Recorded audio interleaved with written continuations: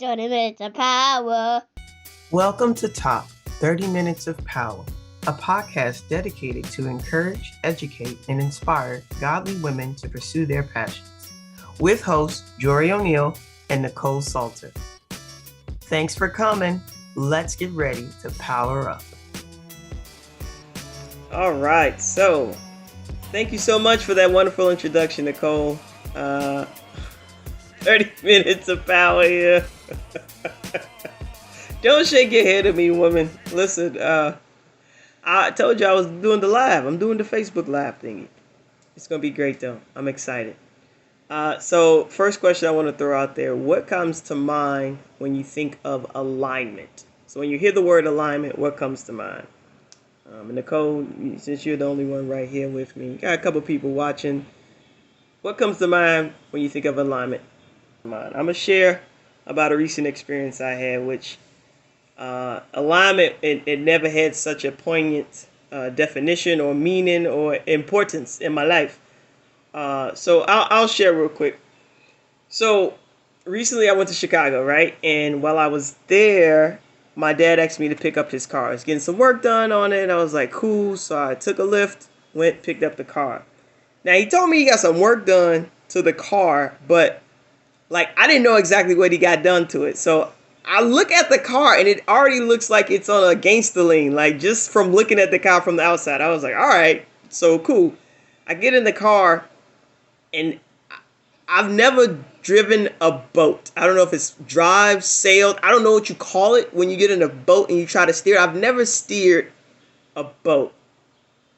But if I ever did, I feel like this is what it would feel like. Like the entire vehicle was shifting toward the left every time I tried to get it to go straight. It would keep going to the left. Like there was a strong wind from the east blowing me, and I'm driving, so it's blowing me into the opposite direction of the oncoming traffic, right? So I called my dad. I'm like, yo, Dad, what did they do to the car? He's like, oh, something was wrong with the gas line. It was leaking. I was like, so you got me driving in a car that was leaking? All right, bet. All right, okay. But that wasn't my main concern. My main concern was the fact that this car was not going straight. And now, mind you, I have to turn. There's oncoming traffic. This is Chicago. I haven't driven in Chicago in a minute. No, not too long. I get off the highway. I go to a relative's house. I get back on the highway. But I'm doing street driving because I don't trust this joint on the expressway. And I got cars on the side of me, and I hit a pothole and the whole thing. I'm like, oh my goodness. It was such a scary experience. But when I think of the word alignment, I was like, oh, something out of alignment, it's not good. It's not safe, right? It's not beneficial. And so that experience and some of the other conversations that we've been having over the last couple of weeks concerning goals and dreams, and habits, I want to share today about what does it mean to be in alignment. And there are three areas I want to talk about being in alignment with. One is an alignment with your values, right? Alignment with your values. And I feel like when I say that word, alignment with your values, it sounds too vague, right? Aligning your values or alignment with your values. What does that mean? What does that mean? So I would love to hear some thoughts, alignment with your values. What do you think that means? That is something that's not in alignment with our values. That is something that we don't do or agree with. And so that conversation comes to mind when you ask about being in alignment with our values. We believe the same things. We like the same things. And so that's what comes to mind. All right, so for those of you who did not hear the first part of what she shared, she said that when she hears the words alignment with her values, the first thing that came to mind for her was when someone asked if she and her husband would ever be open or down to, in a sexual encounter with multiple humans. And she said no, because it's not in alignment with what she believes, what she thinks, what she feels, what she has devoted her life to, right? And so, that's a pretty powerful example right there. No, that is not in alignment with many things. Definitely not this show. So definitely not in alignment. But she did mention that being in alignment means sharing the same values, sharing the same thoughts, sharing the same, I guess, way of doing things, right? And then when talking about goals, think about like some of the dreams that you have in your heart and some of the goals that you have and some of the ways in which you've maybe tried to go about achieving those things. I know for me recently, I've had a couple of opportunities where I'm like, wow, like I could really accomplish my goals. I could really accomplish my dreams. I'm so excited. But the way that it kind of unfolded definitely was not in alignment with my values. And I would love to say like, oh, I noticed that right away. I recognized it and I was like, no, not in alignment. But I didn't, right? Sometimes when the shiny candy or the shiny object got in front of me, I touched it, I tasted it, I saw that it was not good after a while. And then, I learned from those experiences. But I think for me, the first thing I had to do was like kind of take a step back and pause and find out, okay, well, what do I value? What do I believe? Like what types of things drive me or influence why I do what I do? And I think for many people, the thought of going after your dream or going after your goal sometimes seems daunting and it seems like a very large task. But I think it might seem that way because we haven't figured out what we want really, and if what we want is in alignment with where we are in life, right? Like, is the station that we're in life right now is like, we might have had a goal. Like, I know I had a goal to be in the WNBA. I don't know about anybody else, but at almost 40, with a torn ACL. And, on the category of obesity, like that's not something that's in my cards right now, unless I do a lot of work to get there. But being in alignment with your goals sometimes means like being realistic about if this goal suits or benefits where you currently are in your station in life, right? Do you have the right resources at this time to see that goal through to completion? Is that goal something that's going to bring happiness, clarity, prosperity to you and your household right now? Maybe you started off with a goal when you were single and now you got a husband and kids and like they ain't trying to hit this goal. Like, do you abandon your family to achieve the goal, or do you instead try to figure out a way to have some happy balance between the two? Right? So alignment with your values is the first area I wanted to talk about. So alignment with others. What does that look like? What does that mean? What comes to mind when I say the words alignment with others? Right? Alignment with others. What comes to mind? Alignment with others. What comes to mind for me is two people that believe the same thing. So if you are, let's say like me and my mom, if we are cooking dinner and I want to cook pork chops and she's like, no, I think we should cook the whole chicken. We need to come into alignment, right, in which one we're going to cook. We need to come together and figure out which one we're going to make because we're not making both. And so she may have an argument for chicken. I'll have an argument for pork chops. And once we agree that pork chops it's faster to cook than chicken, then we know which one we're going to cook. So being in alignment with others is coming to an agreement to do the same thing. Okay, I love that. So Mama Joyce says that alignment with others for her means seeking God. Okay, cool. So for me, being in alignment with others is super important, especially like where I am right now and what I'm trying to do, the goals I'm trying to accomplish. I absolutely could not do this podcast, do the business that Nicole and I are trying to build without her. Like, not possible. Not at all. Not even a little bit. And so for me, being in alignment with others means that I'm finding like-minded humans that are either going to support me, right? And when I'm not in alignment, when I'm disaligned or unaligned, I'm not really sure which word is proper, then those humans hinder my progress towards my desired outcome, right? And so the best example I can have for that is I found myself in a space maybe about a year ago where I was trying to do all these shows with all these like famous people, these up and coming comics, and it was under the guise of possibly being clean comics, maybe quote unquote. But at the end of the day, they were not.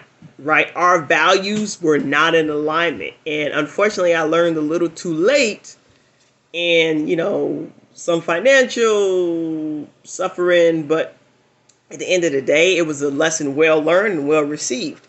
And so now I move very cautiously before I agree to, align myself or do business or even have a conversation. I'm like, I need to check what you about, where are you from, what drives you, right? And so asking myself a couple of questions. And so these questions, I don't know if Nicole can catch them and put them in the chat. One of the first things I ask people is like, what projects are you working on right now? Because that's going to tell me a lot. One is going to tell me, is this person lazy? Like, you ain't got nothing, like nothing, you ain't doing nothing happening, not even a little bit. Like, you ain't got a free event, like you ain't doing nothing. All right, cool. So this informs me like, all right, I might have to do a bulk of the work because this person either is inexperienced or they don't have nothing going on, right? And conversely, if I ask somebody, hey, what projects you got going on? And they tell me like 22 things, then I'm gonna be like, all right, you might be a little too busy for me to be playing with right now. Like you might have a little too much on your plate, and I might get kicked to the side, or I might get kicked to the curb, or I just might not be on your radar at all. So no, we're not doing that. All right. So the first question I always ask is, what projects are you working on? Second question I ask is, who are your influences, right? Or who are you influenced by, or who do you like rock with? And for me right now in the entertainment industry, the comedy world, like it's big, but it's small. So if they start throwing out a couple of names, like I already know that person's character, I already know that person's work or their reputation. And so if they tell me like, this is who I'm influenced by, or this is who I've done my most recent project with, or this is who I'm working with, then I'm like, okay, they are good people. So that might mean you're good people too. Right? And the third question, I say, how does this work? Right? I always throw it out there. How does this work? Like in partnership, in any relationship, how does this work? Like even Nicole and I, like, how does this work? I have a million gajillion billion ideas. She has a million gajillion billion ideas. But nothing's going to happen unless we say, okay, weekly, we need to come together and share these ideas and then kind of like fine tune them. Like, okay, we can't go build a rocket tomorrow, Nicole. It's not possible. It's not feasible. It's not in the budget. Right. And for her to tell me like, all right, Jory, no, you can't go run for president. I hear you. I see that's something that you might have, some, you want to go do that. But I don't think the country's not ready. They're not ready for you, right? And so she has to talk me off the ledge. And sometimes I have to like put her on the ledge because maybe her idea is amazing, but she's, missing the encouragement or feeling like she doesn't have the resources to make it happen, right? And so those three questions have helped me tremendously over the last just 6-7 months, make sure that I am definitely in alignment with others, right? Hey, Keisha, what's going on? Hey, TT Vaughn. All right. Okay, I see y'all. Checking us out. I love that. And the third and most important thing that we must make sure that we're in alignment with is God, right? And this is if you are a believer, if you're a Christian, if you're Jew, if you're Muslim, right?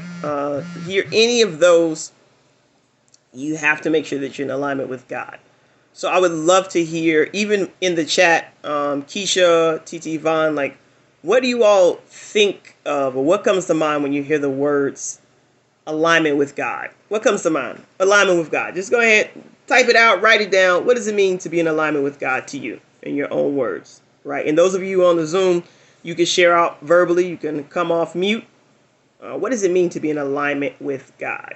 Being in alignment with God to me means doing things as if he were here, right? Doing things that he would like, doing things that he would be proud of.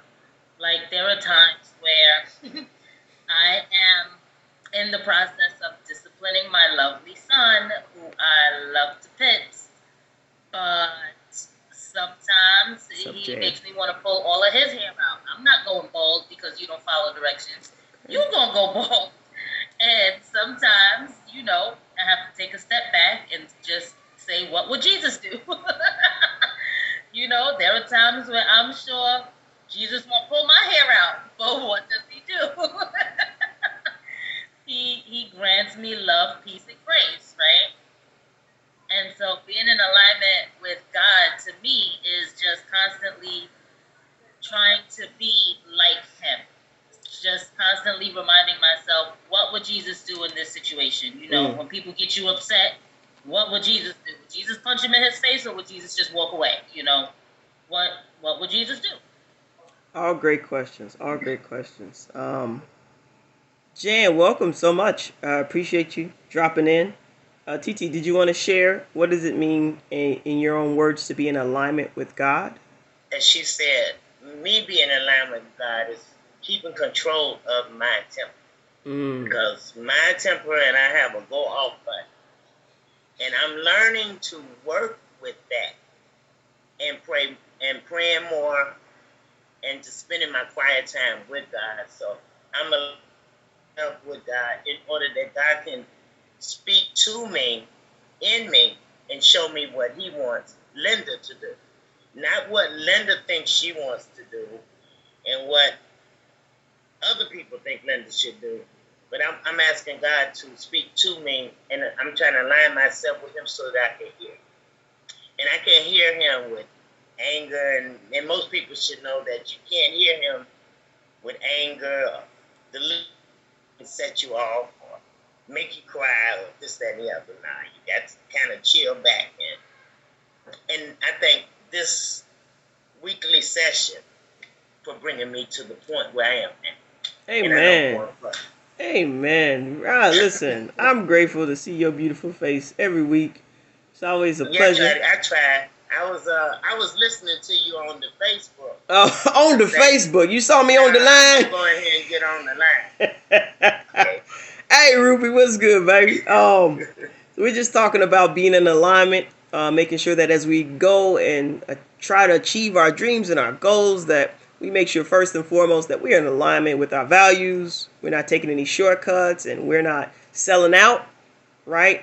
We're in alignment with others, making sure that the humans that we have around us are there to encourage us and build us up and help us get closer to our goal, not hinder us from reaching our goal.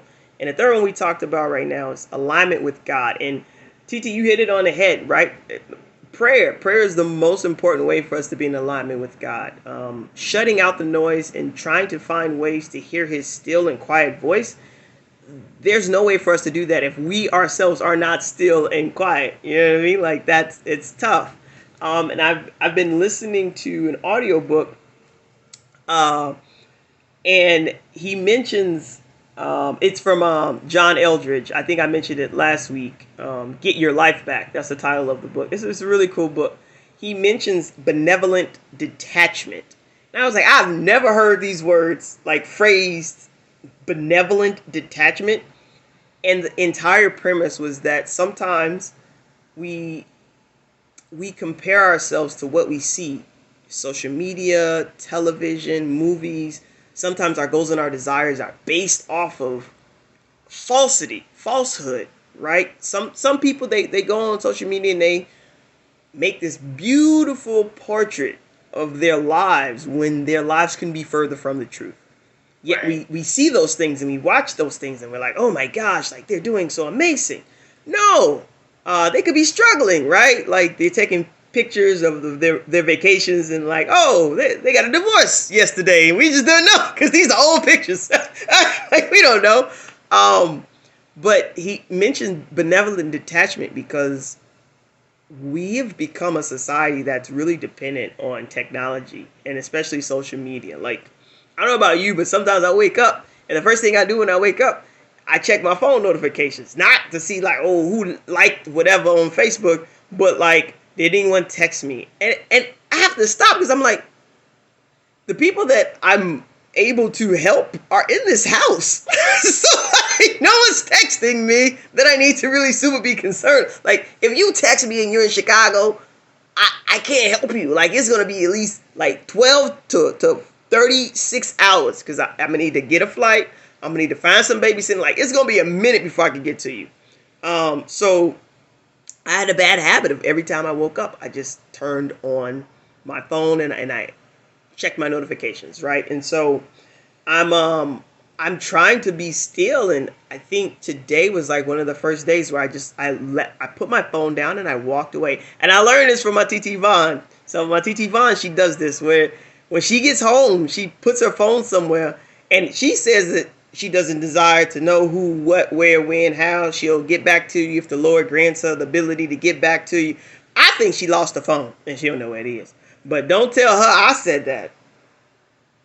Don't tell her I said that. But that's what I really think is happening. But it's helped her to grow this detachment. And so John Eldridge, he mentions benevolent detachment and us getting away from the busy hustle and bustle of the world and instead turning toward nature. And I was like, yes, I remember when I used to go by a brook or a pond, even if it was in like a dirty area, like the middle of like Corona Park, right? Like that's man-made fountain full of, I don't know what's in there. Ain't no live fish in there, but it's water. But even just going over there was such a relief and so refreshing to just be in nature, right? And so he makes the distinction between what does it mean to find relief. That could be video games, it could be social media, it could be alcohol, it could be drugs, it could be sex, it could be work, right? Work can be a relief for some of us. When we feel overwhelmed, we just work more because we think we produce something with our hands, and that takes away the feeling of emptiness, this feeling of just angst. And he separates those two and he says, no, what you really desire, what we really long for is to be restored. And the only way we find restoration is when we still ourselves and we put ourselves in a position to listen to God's quiet and still voice. And the best place for that to happen is nature. Going outside. I don't know about the rain and the heat waves that's happening, but finding ways to go outside. Even if you just sit in a chair and look out the window and just soak up all the beauty that God has created. Like, it is an absolute game changer. So after I picked up my kids today, I sat in the car, we sat in the driveway, and I just let the car idle. Yes, I wasted gas. Yes, I had many things to do. Maybe I should have took a nap. Lots of things. But I sat there for 45 minutes and I just watched the rain fall on my car. I watched little birds fly looking for food. I'm like, bro, it's raining. I don't think you're going to be successful finding worms in the rain. But you do you, boo. Go ahead, do you, bird. But I just sat. I was like, no, like I'm tired of running. Today was a very busy day. Did good things happen? Of course, yes. Right? There was studies of Bible studies and calls that could potentially change my life. But I needed to be still. So I took a moment and I just sat and I paused. So I encourage you, anyone who's checking this out on the replay, take some time. Write down your goals, right? The challenge was to share them with someone, right? Last week, write down your goals and share them with someone. I have a new challenge. I want you to write them down. You've written them down, you shared them with humans, but now I want you to write down what your values are. What moves you? What motivates you? What prompts you? What spurs you on? Write those things down. The things that are important to you. Is it family? Is it community? Is it God? Right? Is it leaving a legacy? What's important to you? Write those things down. Right next to your goals. Second thing I want you to do is I want you to write down three people who know your goal and who are helping you to achieve that goal. At least 3 people. You should have at least 3 humans who know what you're trying to do and support what you're trying to do. right? Even if it's just them asking occasionally, like, hey, how's it going? Praying for you, giving you financial resources. There should be at least 3 people that know your goal and are supporting your goal. And the third thing I want you to do is I want you, again, 30 minutes of power. Take some time and look at the scriptures. What does God say about your goal? Right? If your goal is to be the dopest stripper in Las Vegas, I don't know if you're going to find that in the Bible. You must got a very, very interesting translation of that joint. But in all seriousness, like, look at the scriptures. God promises us so many things. He's granted us so many gifts. He's blessed us with so many opportunities, especially if you live in America. As bad as it is sometimes, as corrupt sometimes as the government is, at the end of the day, we live in one of the dopest countries on the earth. Look at the scriptures and find out, what does God say about this goal that you've been chasing? And if nothing else, maybe you'll learn why you haven't gotten close to it. Maybe you learn why you feel like he's keeping it out of reach from you. So those are my words. Those are my encouragements today. Thank you so much, everyone who dropped in. I appreciate you, Nicole, TT, jumping on here. And yeah, that's it. I really just, we have to be in alignment. We have to. It's a necessity. Because at some point, we're going to run so fast toward this goal that maybe God never intended for us to reach. Maybe it was never part of his plan. And now we found ourselves frustrated, annoyed, bitter. Because we've touched, for lack of a better phrase, the forbidden fruit. We've touched the forbidden fruit. The thing that God created that was never destined for us to have, we've touched it, we've tasted it, we played with it. And now we're suffering because of it. And if that's you, again, I encourage you, those of you who just joined right now, 3 things definitely. Make sure that your goals are in alignment with your values, alignment with others around you, and you've created a community of folks who believe you and got your back. And most importantly, make sure that your goals are in alignment with the Word of God. Sit, be still, listen to his voice. I love you guys. Thank you so much for tuning in. Appreciate you. Till next time, this is Jory O'Neal signing off. 30 minutes of power.